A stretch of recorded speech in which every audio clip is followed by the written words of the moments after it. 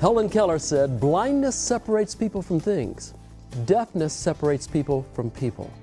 But today's guest has used his deafness to bring people together. Our question of the day is about shin splints. And Obi, I think that you probably know the most about that and have been asked about shin splints Mike knows something about shin splints too. I've had them. But shin splints are definitely common when you work out excessively. It's basically like tiny stress fractures in your shin bone. And a couple things you can do to relieve it is rest, icing, and wearing shoe inserts. Yeah. And the shoe inserts never helped me. Quite frankly, no, they didn't. In fact, it would be a knot that would form in the front of my leg there on the shins as well. What helped me was finding the right shoe, which was a zero drop shoe. As long as my heel was on the same level as my toe, I can walk forever. How long do you have to rest between getting them again? Do you have to rest like a month, 2 weeks? I mean, I would say maybe rest maybe 3 to 5 days, I would say. Days. But I think if you ice it every 3 to 4 hours for about 20 to 30 minutes, you should be okay. But just like what Mike was saying, if you're wearing some shoe, if you change the shoe inserts or change the shoes, you could probably alleviate it just like that. And that's what happened with me. I got the right shoes, and I've never had a problem with it since. You know, I can walk at speed. I walk a lot of miles. And as long as the heel is at the same level as the toe, I do fine. So basically, don't ask me, ask Mike. Can you get shin splints jump roping? Yeah.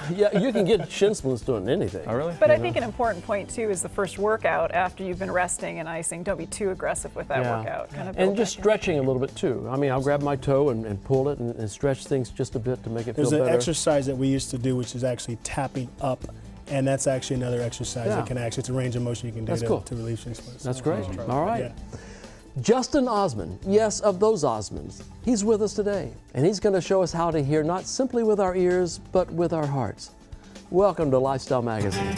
This is Lifestyle Magazine with your hosts, Dr. Charmaine Long, Obi DK, Lionel LaMountain, and Mike Tucker.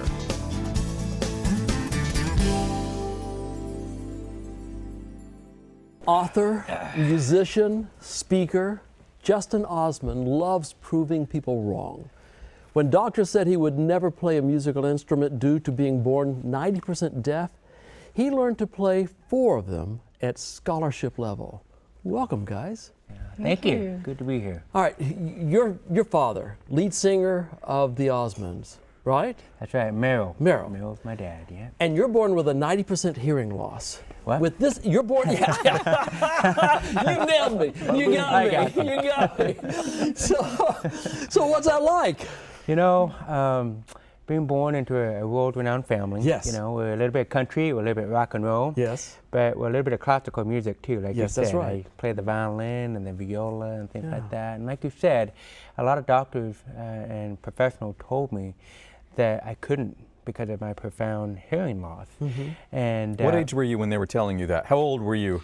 So I was growing up. I mean, all the way, Okay. through elementary school, middle school, as long as I can remember, really. So they were telling you that from a very young age? Pretty much, yeah. But what a lot of people don't know is I was diagnosed when I was about 2 years old. Yeah. So if you think about it, for 2 years, I lived in a world void of sound. Yeah. You know, completely quiet. And then all of a sudden they put these hardware devices in my ears. And then, you know, you would think I'd light up like a Christmas tree, but it was kind of scary for me. Yeah. And I was kind of in my own little comfort zone of quiet. And even though I'm in a musical family, there's music all around me, I couldn't hear any of that.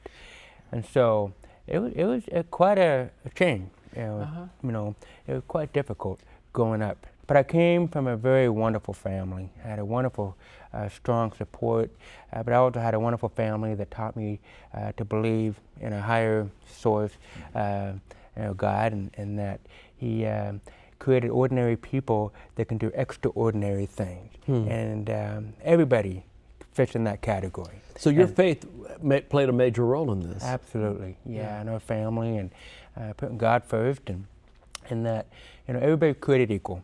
Yeah. And I believe that He gives us things that reflects what He knows about us and what we need to make us stronger and better. Kristi, does he just say this stuff or does he live this? You know what? When we were dating, I wondered that. I'm like, is he all talk or is he really walk the walk? But no, it really is his motto. And the more you tell him he can't do something, the more he will prove you wrong, that he will absolutely do it and do it 10 times better than the average person, even if he has to work twice as hard to get there. It's actually really inspiring to be married to him, to be able to see how that works. Like, I still ask him questions. How does that work in your brain? Because the average person doesn't think that way. You just said something that's incredible. It's inspiring to be married to him. Yes. How many wives say that? It should be the other way around. She's my rock. She's the one that keeps me going. But it goes both ways. So. Yeah. Was there a point in your process, you seem like a humble guy, so I don't think you're going to answer my question maybe. Was there a point when you're learning all of these different instruments that you said, see, I showed you I could? Do you remember a point where you proved to them that you... Yes, yeah. So if you can just imagine, all my siblings, they've got the normal hearing and they're playing the piano and the violin and the cellos and they've got the golden throat. I have a deaf accent and that's okay. But I'm the type of guy where I'm going to find a way. I'm going to find a remedy around this. And so what I did, I'll never forget, I was practicing my violin one morning and my siblings were all loud on their instruments. So I turned my hearing aids off, right? Yeah. So that gets rid of one problem. Yeah. I can't hear them. Can't hear them, yeah. Right? But then I put my violin next to my cheekbone. Yeah. And I started to play, and all of a sudden I could hear the vibration, the sound, the conductive vibration sending the sound to my brain. And all of a sudden I could hear myself playing the violin, not by hearing it, but by feeling it. Wow. And so that's how I learned to play the violin and the viola and the drums and even the piano.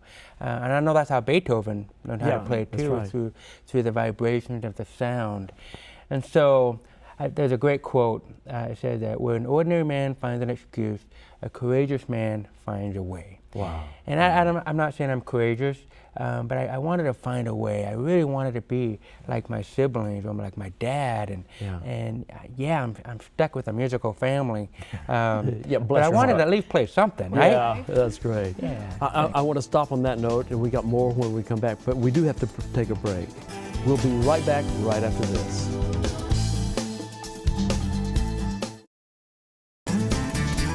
We've been talking with Justin and Kristi Osmond about how nothing is impossible. Now, Justin, you recently did something else that some people would think was impossible, running 250 miles to raise money. Tell me, what did you do?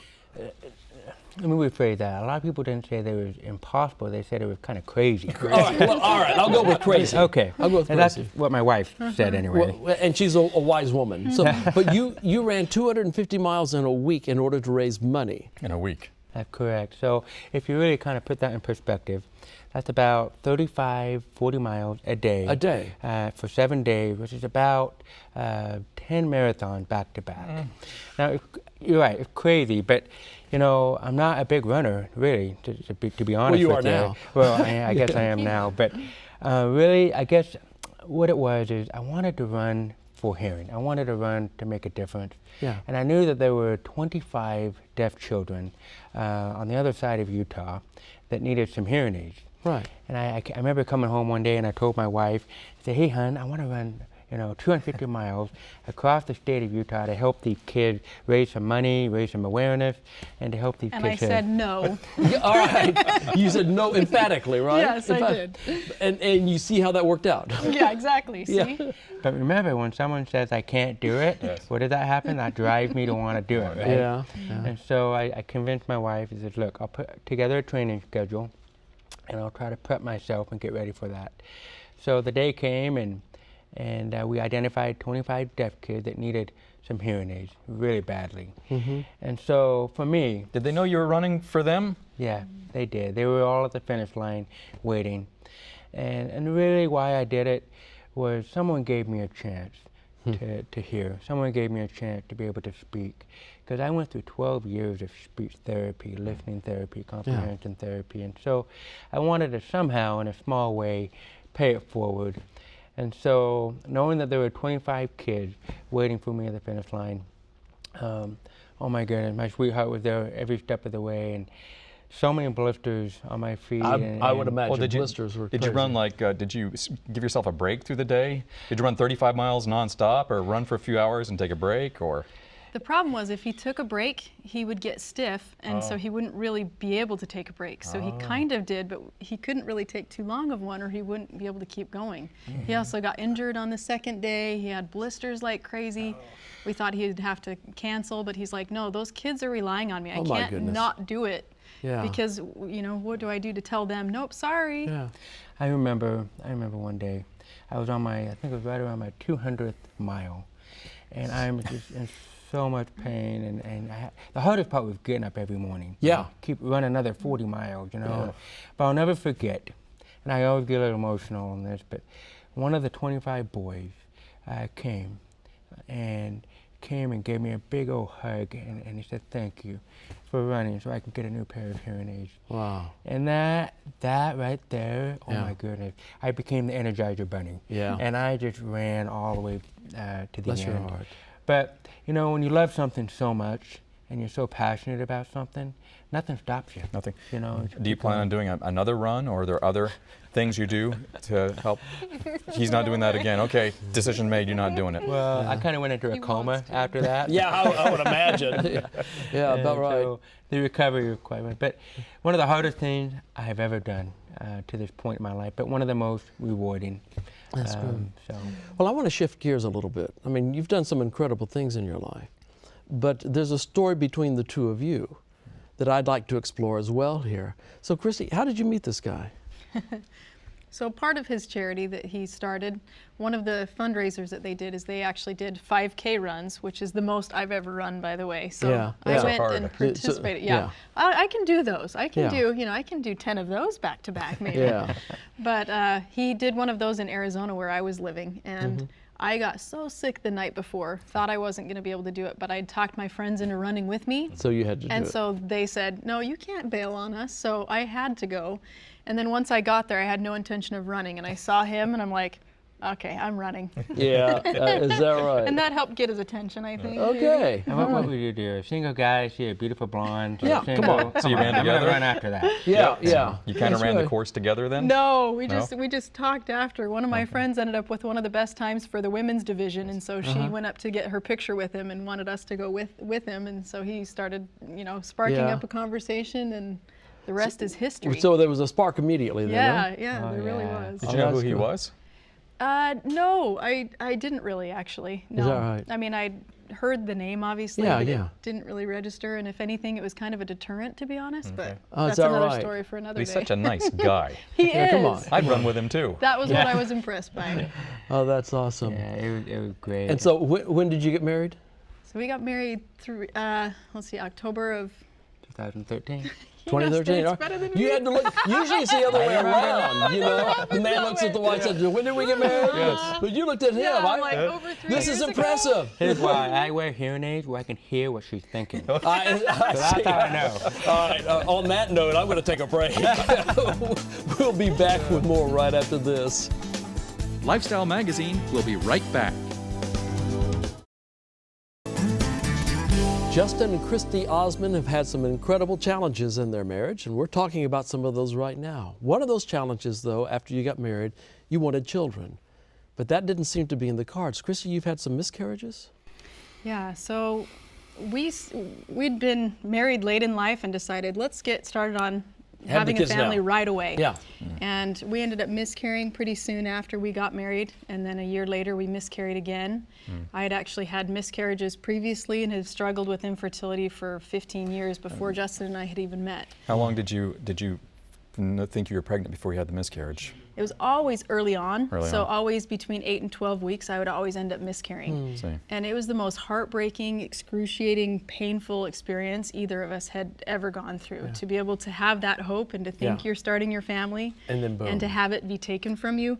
I almost think it might be easier to not get pregnant in the first place, except that, I mean, that's not easy either. I've gone there too. And then people don't know how to relate to you. My wife and I had similar challenges and miscarriage, and it's like you're you're losing a person, you know, but people don't know how to, they don't know, they just kind of leave you alone. They don't know what to say, they don't know what to do, almost, they don't shun you, but it feels weird. Yeah, well, and they say, oh, it's a miscarriage, and they think like it's not a big deal. Yeah, it is a But big it is deal. a horrible, horrible tragedy. I mean, it was very devastating. And we both come from big families. Yeah. And, you know, they're all having kids, and here we are like, oh, come on, this isn't fair, you know. And we could have gotten very bitter from this, but we're like, you know what, let's put our trust in the Lord and not get bitter, but let's just stay better, and something will come out of this. Yeah. So we had talked about, okay, let's try IUI, let's try IVF, surgery. So we did everything. We really did. We tried every route. And when we did IVF and then we found out we were pregnant, we were so excited and thinking, this is it. And then we miscarried again. No. And in that process, when we'd miscarried, I was so devastated. You've got the hormones and everything that are going on with that. But I remember in the middle of the night having a dream or a thought, I'm not exactly sure what to call it, come to me. And it was one of those, you know, scriptures that came to mind.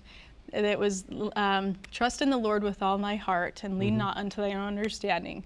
In all thy ways acknowledge him, and he shall direct thy paths. You're emotional as you're repeating It that. is, because I remember waking up the next morning and feeling like, I don't know how, but I know it's all going to be okay. Yeah.